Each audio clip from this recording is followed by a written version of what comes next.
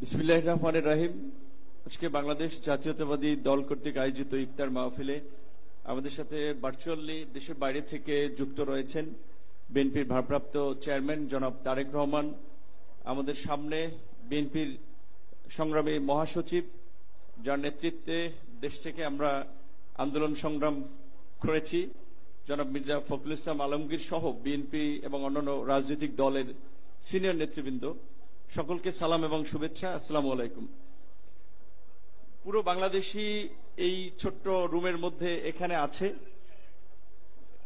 বাংলাদেশের জুলাই গণ অভ্যুত্থান পরবর্তী রাষ্ট্র সংস্কারের একটা ব্যাপক মাত্রার আলাপ আলোচনা আমরা করছি, কিন্তু নিশ্চয়ই এখানে যে সমস্ত রাজনৈতিক দলের নেতৃবৃন্দ আছেন তারা সবাই অকেবাল আছেন।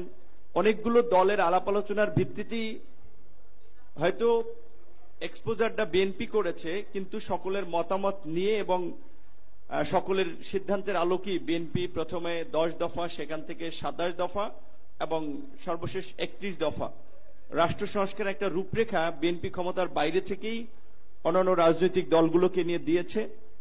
এবং নির্বাচনের পূর্বেই, ফ্যাসিবাদ হটানোর পূর্বেই বিএনপির পক্ষ থেকে আগাম জাতীয় সরকার ঘোষণা, এই সংকটের রাষ্ট্রকে উত্তরণের জন্য একটা ঘোষণা ছিল, যার মধ্যে দিয়ে বিএনপি এই জুলাই গণ অভ্যুত্থানটা, এটা আমরা সকলেই জানি, একটা ছাত্র আন্দোলনকে কেন্দ্র হলেও এর প্রেক্ষাপটটা গত 16 বছর ধরেই গণতান্ত্রিক লড়াইয়ের মধ্যে দিয়ে তৈরি হয়েছে। সেখানে বিএনপি যদি এই জাতীয় ঐক্যের জায়গাটা তৈরি করতে না পারত, তাহলে হয়তো এই গণ অভ্যুত্থানটা কবে হতো সেটা বলা মুশকিল হতো। বিএনপির এই সংগঠিত জাতীয় ঐক্যের রূপের ফলেই কিন্তু আমরা সকলে সম্মিলিতভাবে ফ্যাসিবাদের বিরুদ্ধে রাজপথে রুখে দাঁড়াতে পেরেছি।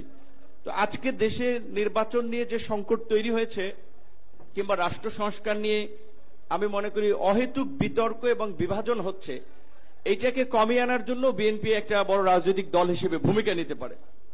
সরকারকে রাজনৈতিক দলগুলো সহযোগিতা করছে বিধায়ী সরকার স্মুথলি যতটুকু রাষ্ট্র পরিচালনা করতে পারছে।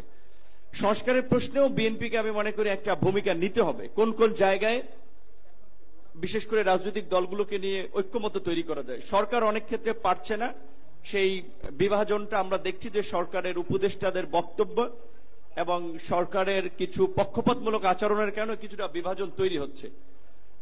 বাংলাদেশের বর্তমান বিশেষ করে প্রেক্ষাপট এবং ভূ রাজনীতিতে আমরা সাম্প্রতিক মার্কিন যুক্তরাষ্ট্রের যে গোয়েন্দা প্রধান, তার বক্তব্য আপনারা অনেকেই বলছেন এটা ইন্ডিয়া থেকে দিয়েছে তাই একটা খুব গুরুত্ব পাচ্ছে, কিংবা এটা একটা প্ল্যান কোশ্চেন, এটা একটা হেডলাইন সাংবাদিকদের তারা প্রি প্ল্যান করেছে। কিন্তু এই বক্তব্য কিন্তু 9/11 এর ওয়ার অ্যান্ড টেররের মতো আমি পশ্চিমাদের একটা ন্যারেটিভ যে বাংলাদেশকে ঘিরে ইন্ডিয়া তৈরি করেছিল এবং সেটা পশ্চিমাদের আপনার গিলিয়েছিল, সেই পুরানো ন্যারেটিভের ক্ষেত্রে আমি কিন্তু দেখতে পাচ্ছি। সেই জায়গা থেকে বিএনপির এখানে বড় রাজনৈতিক দল হিসেবে রাষ্ট্র পরিচালনার অভিজ্ঞতা রয়েছে, এখনো সরকারকে সুপরামর্শ দেওয়ার এবং সঠিক পথে পরিচালনার ক্ষেত্রে আমি মনে করি তারা ভূমিকা নিতে পারবে। তাই আমার মনে হয় যে নির্বাচন যত দেরিতে হবে সংকট তত ঘনীভূত হবে, এবং নির্বাচন যত দেরি হবে ষড়যন্ত্র তত ডালপালা মেলবে।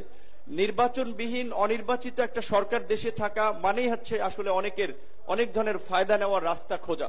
সেই জায়গা থেকে রাজনৈতিক দলগুলোকে নিয়ে একটা নির্বাচনের প্রশ্নে বিএনপির আমার মনে হয় যে ঐক্যমতের দিকে যাওয়াটা দরকার। আজকের এই প্রোগ্রামে সকলের মাঝে গণ অধিকার পরিষদের পক্ষ থেকে কথা বলার সুযোগ করে দেওয়ার জন্য আমরা বিএনপির চেয়ারম্যান এবং আজকের যারা আয়োজক তাদেরকে ধন্যবাদ জানাচ্ছি, এবং আগামীতেও রাষ্ট্র সংস্কার জাতীয় ঐক্যমতের ক্ষেত্রে বিএনপির যে কোনো ইতিবাচক সিদ্ধান্তের সাথে আমরা আছি। ধন্যবাদ।